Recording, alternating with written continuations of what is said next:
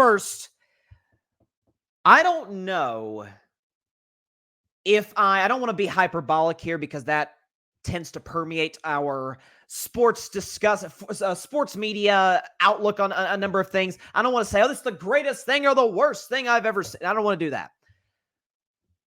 But I'm hard-pressed to think of many more times when watching an NBA playoff game when I was more stunned by absolute, complete domination, which the Minnesota Timberwolves were able to do to the Denver Nuggets on Monday night in Game 2 in Denver, Colorado, home of the defending champion Nuggets. Timberwolves 106, Nuggets 80.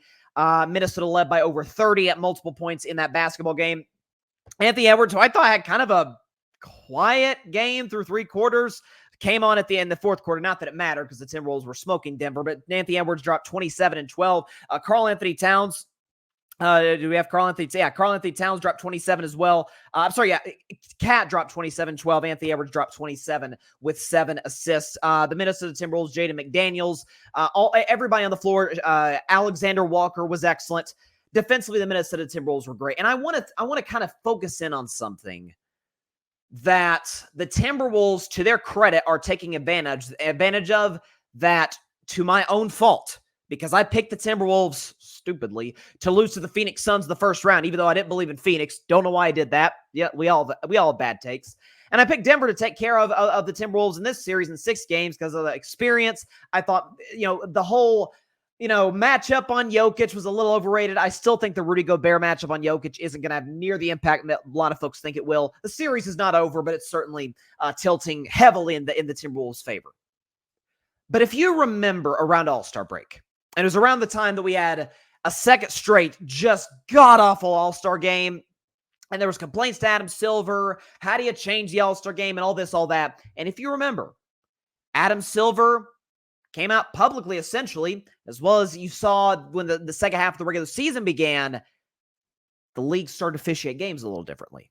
Like you saw early part of the season, teams were dropping, I don't want to say 140 points with ease, but you wouldn't be shocked if on a regular Tuesday night in Orlando, you saw a team drop 140. Although Orlando might be a bad example because they were great defensively, but awful offensively. So that probably didn't happen much, but you get the picture. The second half of the season, the refs kind of let them play. Didn't call a foul unless it was an obvious foul. Now, listen, you had some games where it's, okay, there was more than enough contact that should have been called for a foul. Like, we see that from time to time, but that's the case in any sport, basketball certainly included. But if you think about the first half of the season, really prior to the All-Star break, if I have the stat here, if you look at points per game in the National Basketball Association, what you're going to end up finding is the fact that, do we have the stat here? Prior to the All-Star break, teams averaged 115 points a game. Averaged. Whole league.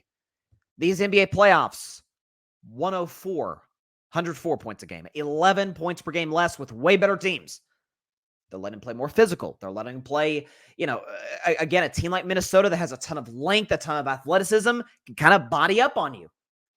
The Denver Nuggets haven't been as used to that. If you look at last year's postseason run, they faced the Timberwolves. But if you remember, Rudy Gobert played the whole series. By the way, congrats to the Gobert family. I believe he is, if they have not had their first child, they are very close. So shout out to the Gobert family. I may be hard on Rudy. I'm still going to be hard on Rudy in the basketball court, but shout out to the Gobert family for the addition of little one.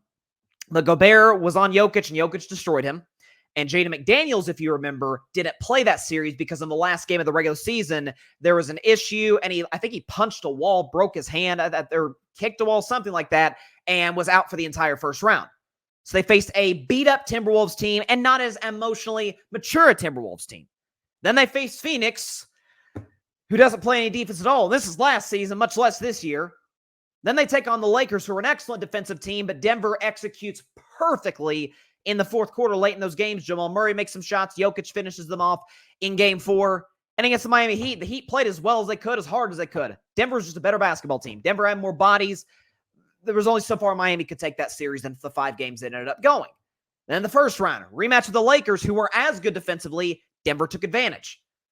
So I dismissed many of the basketball analysts who were like, hey, this could be a series where the Timberwolves are perfectly matched up to stop Jokic, which I still don't believe that's possible. I don't think you stop great players. You can certainly make it harder on them, which obviously the Timberwolves are doing. But because of how the league has officiated games, and for the record, I want to be completely straight with this. I love that. I think we have all reasonable basketball people want to see a sort of, not pickup like, because you want to be a little more organized than that, but a game officiated to the level that, like, I say this as a former referee in this field, as an intramural game in basketball would be. You want to kind of let the players play, let the players decide the basketball game. Don't call a foul unless there's absolutely, obviously, and unequivocally a foul. Let them go.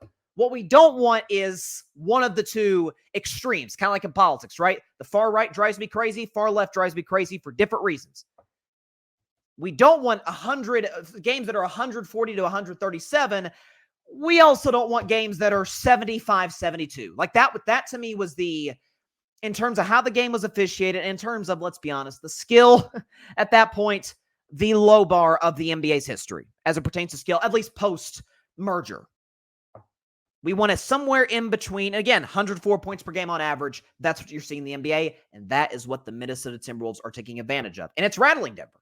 You have Michael Malone going darn near nose-to-nose with an official early on in the game when the game was still, I think it was like 11 or 12-7 Timberwolves. It was early on in the basketball game. Michael Malone didn't like a call, went to the official, went nose-to-nose with him.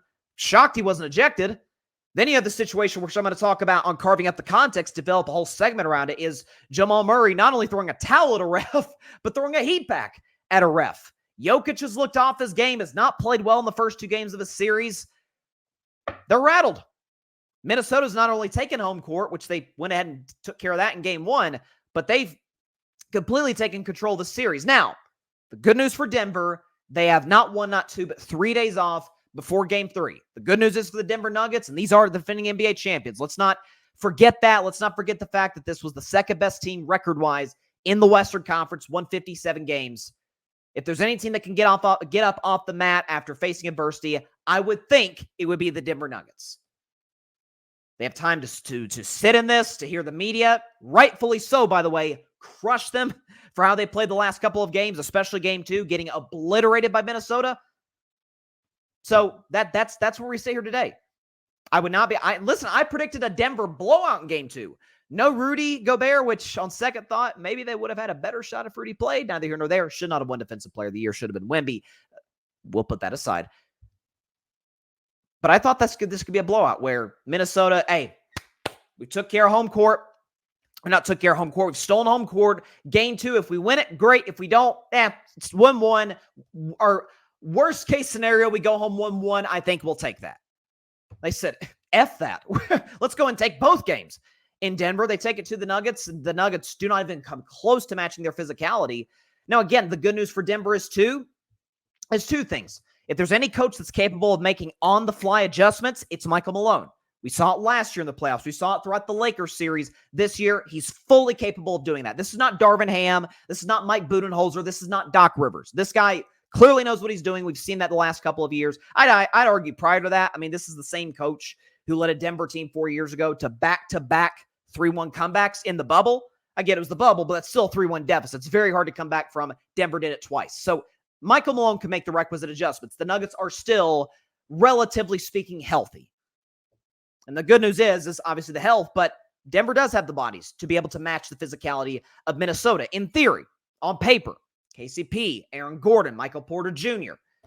Nikola Jokic is never going to be mistaken with Ben Wallace, but, he's still a big body down low in the paint. So this series is not over, as some may be trying to say. I understand why people would imply that.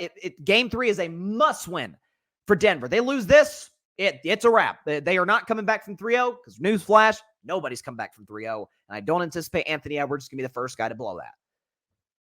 But all that said, Minnesota has done a great job, and I've been hard on Minnesota this year. I haven't believed in the Timberwolves all year long, but I give them massive credit for taking advantage of something that the NBA, in my mind, rightfully put in the sense that, hey, let's let the players decide the game. Let's not let soft officiating calls interfere with that. Like, nobody wants to see that. Nobody wants to watch a basketball game with a million free throws. It's not good on television. It's not good for the flow of the game, for the energy of the game.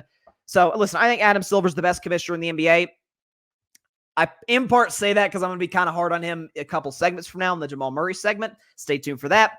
But I think in general that this is a great job by Adam Silver for instituting this at the All-Star break. The Timberwolves have the roster, have the overall personnel that can take advantage of it. And Chris Finch has done that with Minnesota. And Anthony Edwards has been easily the best player in the series. Thanks so much for watching the show on YouTube. And be sure to go click that big red subscribe button and check out the other clips and full shows from Carving It Up Live, as well as our other incredible content creators here on the Grid Network.